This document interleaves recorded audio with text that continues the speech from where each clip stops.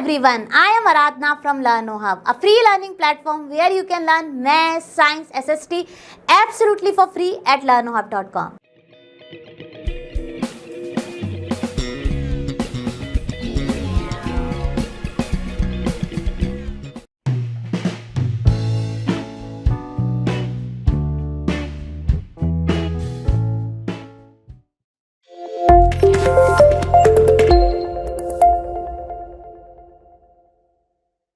चलो बच्चों शुरू करते हैं अपना क्वेश्चन नंबर 1। तो क्वेश्चन नंबर 1 क्या कह रहा है, which of the following are models for perpendicular lines. तो आप सभी को मालूम है परपेंडिकुलर लाइंस क्या होती हैं।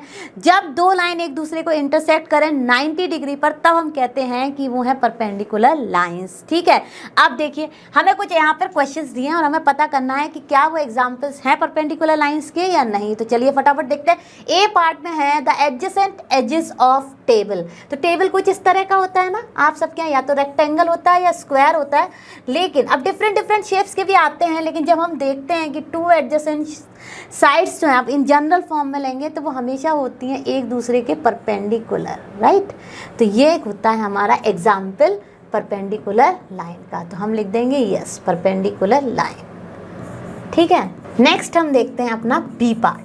तो बी पार्ट में क्या है, the lines of a railway track. तो आप सभी ने देखा होगा रेलवे ट्रैक जो है वो होती हैं पैरेलल लाइंस, राइट। वो कभी मीट ही नहीं करती हैं, तो उनमें क्या हमारा कोई एंगल बनेगा ही नहीं। तो ये नहीं है हमारा परपेंडिकुलर लाइन का एग्जाम्पल। तो हमने लिख दिया नो।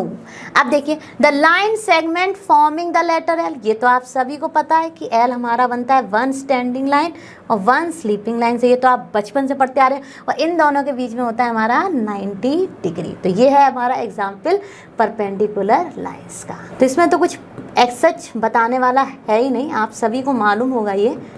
ठीक है, अब है हमारा लास्ट लेटर वी। तो देखिए लेटर वी किस तरह का एग्जाम्पल दे रहा है, इन दोनों के बीच में क्या 90 डिग्री बन रहा है, नहीं बन रहा है। ये बन रहा है हमारा एक्यूट एंगल, जिसका कुछ भी मेजरमेंट होगा हमें पता नहीं है। तो ये नहीं है हमारा परपेंडिकुलर लाइन का एग्जाम्पल। तो आई होप आपको ये सारे पार्ट अच्छे से क्लियर हो गए होंगे। हम चलते हैं अपने नेक्स्ट क्वेश्चन पर। चलो बच्चों शुरू करते हैं अपना क्वेश्चन नंबर 2। तो क्वेश्चन नंबर 2 क्या कह रहा है, late PQ be the perpendicular to the line segment XY. Let PQ and XY intersect in the point A, right? What is the measure of angle PAY? तो देखिए फटाफट step by step कर लेते हैं। हमें क्या दिया गया है कि XY कोई लाइन सेगमेंट है, जो कि मैंने यहाँ पे बना लिया, आप भी कोई भी ड्रॉ कर लीजिए। और उस पर जो PQ है वो इंटरसेक्ट कर रही है, ठीक है, एक पॉइंट पर। चलिए ये हो गई हमारी कहीं ना कहीं PQ लाइन सेगमेंट, और ये इंटरसेक्ट कर रही है एट पॉइंट A पे। ठीक है, अब पूछ रहे हैं वो what is the measure of angle PAY। Obviously जब वो परपेंडिकुलर इंटरसेक्ट कर रही है तो कोई भी एंगल किसी भी डायरेक्शन में होगा 90 डिग्री। तो एंगल PAY का मेजरमेंट हो जाएगा हमारा 90 डिग्री। तो इसमें तो कुछ था ही नहीं, परपेंडिकुलर मतलब जहाँ भी इंटरसेक्ट कर रही है परपेंडिकुलर, वहाँ पे बन जाता है हमारा 90 डिग्री। परपेंडिकुलर का मतलब ही है 90 डिग्री। चलो बच्चों शुरू करते हैं अपना question number 3। There are 2 set squares in your box. What are the measures of the angles that are formed in at their corner. Do they have any angle measure that is common. तो सबसे पहले तो आप सब अपना अपना geometry box ला कर रख लीजिए और देखिए कि उसमें सेट स्क्वायर क्या एंगल्स दिखाते हैं। तो देखिए बच्चों मैं तो तैयार हूं अपने दोनों सेट स्क्वायर्स के साथ। अब आप देखेंगे कहीं ना कहीं जब आप ये वाला सेट स्क्वायर लेते हैं तो ये दिखता है हमें एग्जैक्टली स्केलन। क्यों दिखता है ये हमें स्केलन, क्योंकि आप देखिए यहाँ पर जो सारी की तीनों साइड्स हैं वो है हमारी अनइक्वल, और हम इसको जरा सा भी अपना रोटेट करते हैं तो ये बन जाता है हमारा राइट एंगल ट्रायंगल, जहाँ पर ये जो है 90 डिग्री है। ठीक है, तो देखिए इसमें हम जब इसको प्रोटेक्टर की हेल्प से मेज़र करेंगे तो जो हमारा स्केलन ट्राइंगल वाला जो सेट स्क्वायर है, इसमें ये जो लिटिल ब्रॉडर लाइंस हैं as compare to this one, ये होता है 60 डिग्री, ये होता है 30 डिग्री, और क्योंकि ये है हमारा राइट एंगल ट्राइंगल ऑब्वियसली ये हो जाएगा 90 डिग्री, यानी इन तीनों का सम हो जाएगा 180 डिग्री। हम जो कि हमें पता है कि किसी भी ट्राइंगल में तीनों एंगल का सम होता है हमारा 180 डिग्री। ठीक है, अब हम आते हैं अपने नेक्स्ट सेट स्क्वायर पर। हमारे पास होते हैं ज्योमेट्री बॉक्स में 2 सेट स्क्वायर लेते हैं हैं तो इसमें आप देखिए, जब आप इसको भी ऐसे रोटेट करते हैं तो ये बन जाता है हमारा राइट एंगल ट्रायंगल। ठीक है, तो इसमें यहाँ पर होता है हमारा 90 डिग्री और ये होता है हमारा आइसोसेलेस ट्रायंगल। अगर आप कभी भी अपने सेट स्क्वायर को उठा के देखेंगे, जो सेकंड वाला है जिसमें आप टू साइड्स ऑलमोस्ट इक्वल दिख रही हैं, ये होते हैं 45 डिग्री 45 डिग्री, यानी कि ये दो साइड्स जो होती हैं वो होती हैं हमारी सेम। तो इसको हम बोलते हैं आइसोसेलेस ट्रायंगल, यानी कि ये एग्जाम्पल है बेस्ट हमारा आइसोसेलेस ट्रायंगल का भी। और इसमें ये वाला एंगल जो होता है वो होता है हमारा 90 डिग्री, तो ये भी कहीं ना कहीं हमारा राइट एंगल ट्रायंगल भी है। अब हमारा ये तो हो गया इसके मेजरमेंट, तो ये हो गया 90 डिग्री और ये दोनों हो जाएंगे हमारे 45 डिग्री। ठीक है, अब पूछ रहे हैं कि do they have any angle measure that is common, तो हम लिखेंगे yes absolutely they have common angle which is 90 degree. तो आई होप मैंने आपको इसको अच्छे से सेट स्क्वायर की हेल्प से सिखाया है। अब आप इसको लिखेंगे कैसे वो भी मैं आपको बता देती हूँ। तो हम लिखेंगे there are two set squares in your box, तो हम लिखेंगे जो हमारा स्केलन ट्रायंगल सेट स्क्वायर है, यानी जिसमें तीनों की तीनों साइड्स अनइक्वल हैं, उसका हमारा मेजरमेंट है 30 degree 60 degree and 1 is 90 degree. Similarly हमारा एक है आइसोसेलेस ट्रायंगल सेट स्क्वायर, इसमें हमारा है 190 डिग्री और 2 है हमारे 45 डिग्री, जो कि हमारे ट्रायंगल की प्रॉपर्टी को भी सेटिस्फाई करते हैं कि sum of all three angles of a triangle is always 180 degree. अब देखिए क्या कॉमन है इनके बीच में, 90 डिग्री, तो हम लिख देंगे yes they have 90 degree angle common.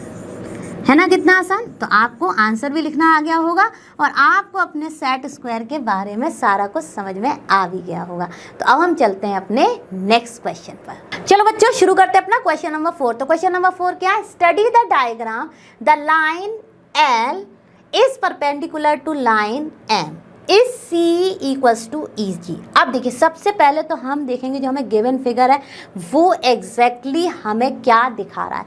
अब देखिए यहाँ पर ये हमारा जो मेजरमेंट शुरू हुआ है वो 0 से शुरू हुआ है, यानी ये भी जो है वो है एक 1 सेंटीमीटर। पर जब हमने मार्क किए हैं अपने पॉइंट्स तो वो हमने किए हैं A से लेके H तक, यानी हमने 1 सेंटीमीटर छोड़ा है। अगर मैं आपसे पूछूं कि AH की लेंथ क्या है तो क्या वो 8 सेंटीमीटर है, नहीं है, वो है 7 सेंटीमीटर, क्योंकि हमने 0 से शुरू नहीं किया है, हमने 1 सेंटीमीटर को स्किप किया है। तो ये चीज़ तो आपको जब ये फिगर देखेंगे तब ही समझ में आ रही है। अब हम देखते हैं अपना पहला part, is C equals to EG। तो चलिए फटाफट देख लेते हैं हमारी C क्या है। C जो है हमारी है 1 2 3, ठीक है, CE एंड 4 राइट। तो देखिए C हमारी है 2 सेंटीमीटर और EG भी हमारी 2 सेंटीमीटर। अगर आप यहाँ से CE को देखेंगे तो देखिए 1 2 5 पे इसका एग्जैक्ट जो है ये लाइन परपेंडिकुलर है M। और अगर आप जाएंगे अपने EG पे तो वो भी है हमारी, देखिए 1 यानी कि 4 to 5 and 5 to 6 and 6 to 7, तो वो भी है हमारी 2 सेंटीमीटर। तो हम लिख देंगे true is CE is equals to EG, तो हम लिख देंगे ट्रू, ये एकदम सही है। अब देखिए डस PE बाइसेक्ट CG। अब हमें बाइसेक्ट के लिए क्या पता होता है, जो भी लाइन बाइसेक्ट करती है जो भी गिवन लाइन को उसको कर देती है इक्वली डिवाइड। तो डस PE बाइसेक्ट CG। अब हमारी PE कहाँ है, चलिए देखते हैं। PE है हमारी ये, ठीक है, और हमारी CG क्या है, CG हमारी टोटल है 1 2 3 4 सेंटीमीटर। और एग्जैक्टली ये देखिए हमारे P जो है, मतलब जो हमारी P ही है जो बाइसेक्ट कर रही है एग्जैक्टली 5 पर। तो यहाँ से और यहाँ से अगर आप देखेंगे तो ये 2 सेंटीमीटर में इक्वली डिवाइड हो गई है, यानी कि जो P है वो बाइसेक्ट कर रही है हमारे CG को। तो ये भी हो जाएगा यस, ठीक है।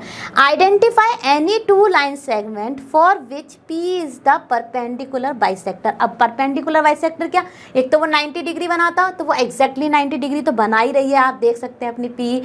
और बाइसेक्ट का मतलब जो कि जब हमने इसको ड्रॉ किया है तो जो भी लाइन को ये बाइसेक्ट कर रही है उसको 2 इक्वल पार्ट में डिवाइड कर रही होगी।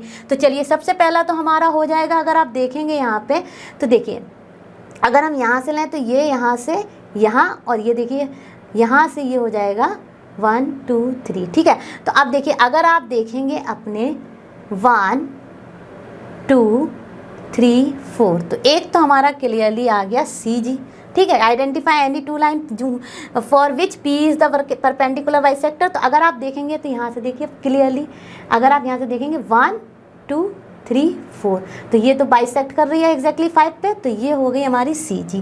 तो CG के लिए हमारी जो है वो P है एक परपेंडिकुलर बाइसेक्टर, ठीक है। अब देखते हैं नेक्स्ट।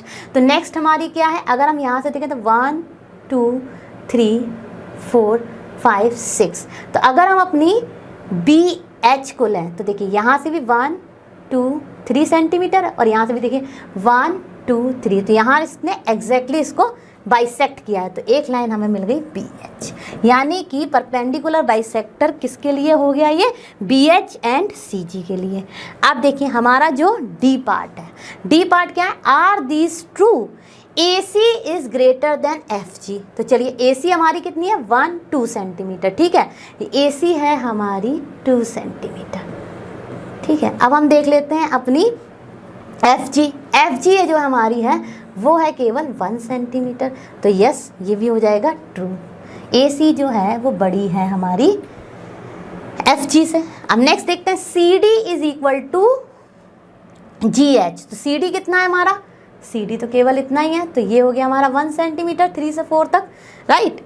और GH देखते हैं हमारा, ये भी 1 सेंटीमीटर है, ठीक है। तो देखिए ये है हो गया हमारा ट्रू, यानी कि दोनों ही बराबर हैं। अब BC is greater than EH, तो चलिए BC देख लेते हैं। तो BC है हमारी 1 सेंटीमीटर ही, यहाँ से लेके यहाँ तक, तो ये कितनी है हमारी 1 सेंटीमीटर, राइट। और EH कितनी है हमारी, ये देखिए यहाँ से लेके यहाँ तक, तो 1 2 3, ऑब्वियसली आप अगर इसको देखेंगे तो ये आ रही है 3 सेंटीमीटर। तो क्या हमारी BC है छोटी EH से, यस BC है हमारी 1 सेंटीमीटर और EH है हमारी 3 सेंटीमीटर, तो हम ये भी लिख देंगे ट्रू, ठीक है। तो आई होप ये सारे के सारे क्वेश्चंस आपको अच्छे से समझ आ गए होंगे। तो बच्चों ये तो था हमारी एक्सरसाइज 5.5 का पूरा सॉल्यूशन। आई होप आपको सारे क्वेश्चंस अच्छे से समझ में आए होंगे। हम जल्दी मिलेंगे नेक्स्ट क्लास में, और आप सभी जानते हैं लर्नो हब फ्री है बट बेस्ट है। Thank you.